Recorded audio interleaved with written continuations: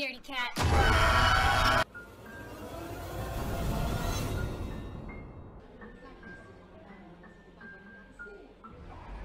On venait de passer 2 semaines aux Vieilles Charrues.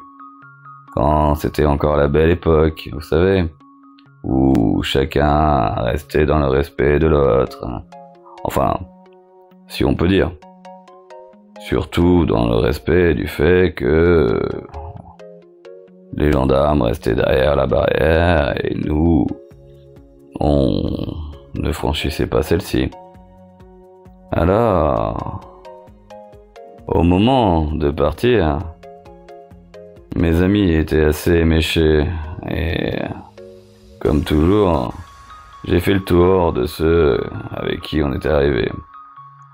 J'ai trouvé tout le monde, mais pas Mika.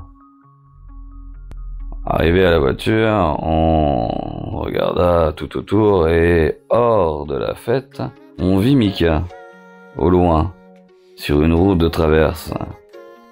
Et on s'aperçoit qu'il courait en travers de la route et apparemment un peu agité, les mains en l'air, sautant. Là, il nous fallait d'abord passer le barrage de gendarmerie. Ce qu'on fit, conduisant et sachant répondre aux tests super high-tech de l'époque, en cas de suspicion d'alcool ou autre. Oui, pour tout dire, marcher le long d'une ligne blanche ou placer son pouce sur le nez, le coude sur le genou opposé au bras utilisé, autant dire que les gendarmes en face étaient incapables de le faire, d'où les applaudissements parfois lorsque tu avais réussi. C'était notre époque. Eh oui. Il savait très bien qu'en sortant de là, on n'était pas bien, mais il jugeait au cas par cas. Pour laisser prendre le volant, sans forcément penser à l'amende. Il n'y avait pas encore de quotas à respecter, et surtout, c'était des gardiens de la paix, eux. Pas comme cela allait devenir ensuite. Enfin, bref. Sorti de ce petit contretemps, il nous fallait récupérer Mika.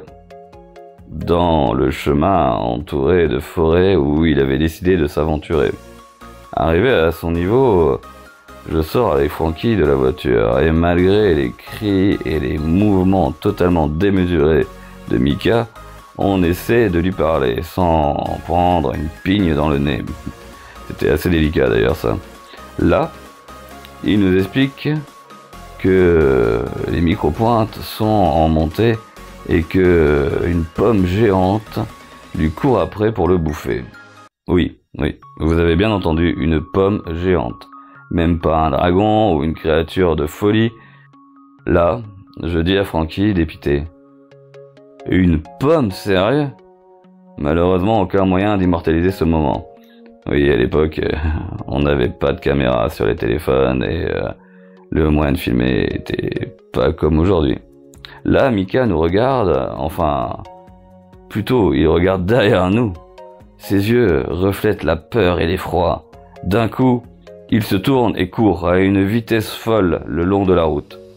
Là, notre regard avec Frankie se croise, puis sans attendre notre reste, ayant compris la situation de Mika, on reprend la voiture. J'avais lu et vu qu'il ne fallait pas brusquer la personne en bad. On a donc fait la modique route de 6 km, oui, 6 km seulement, à côté de Mika qui gambadait tel un petit poney dans les prés.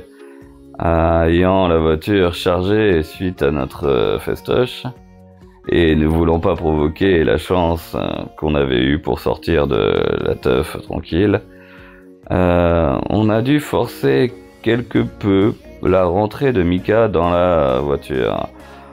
Frankie ouvrit la porte, percutant légèrement Mika, et à peine il eut chuté qu'on était déjà sur lui avec Frankie, et qu'il se retrouva sur la banquette arrière de la voiture.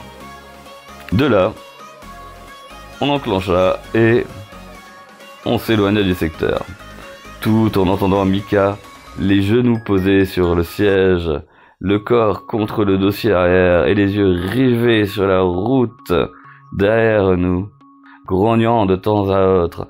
Elle est toujours là, cette pomme, elle m'en veut, vraiment, elle va avoir ma peau, hein les gars,